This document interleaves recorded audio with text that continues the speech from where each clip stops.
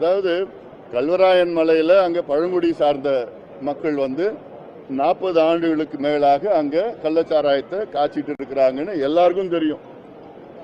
இங்கே நான் தேர்தல் நேரத்தில் வந்தால் தேர்தல் நேரத்திலே தேர்தல் பரப்புரையில் நான் பலமுறை சொல்லியிருக்கிறேன். எங்கள் கட்சி சார்பில் இங்கே போராட்டங்களும் கடந்த காலத்தில் நடத்தியிருக்கிறோம், சொல்லியிருக்கிறோம். ஆனால் யாரும் அதை செவிசாக்கல. ஏன்னா அவங்கள ஓட் பேங்காக தான் பார்க்குறாங்க. 32,000 ஓட்டு அங்கே மலையில் இருக்குது. இவங்க அவங்களுக்கு பாதுகாப்பாக இருக்கிறாங்க. பாதுகாப்பாக இருந்து தேர்தல் நேரத்தில் அவங்களுக்கு பணத்தையும் கொடுத்து சாராயத்தையும் கொடுத்தா ஓட்டு போட்டுடுறாங்க. இதுதான் அதனால தான் இவர் 5 முறை எம்எல்ஏவாக இருக்கிறார். எடுத்தோடனே இவருக்கு 30,000 ஓட்டு வந்துடுது. அவருக்கு மீதி இருக்கிற கீழே இருக்கிற மலை கீழே இருக்கிற ஓட்டு வாங்கினாலும் 5 முறை எம்எல்ஏவாக இருக்கிறார். அவங்களுக்கு பாதுகாப்பு. காய்ச்சறவங்களுக்கு இவர் பாதுகாப்பு, விற்கிறவங்களுக்கு இன்னொருத்தர் பாதுகாப்பு.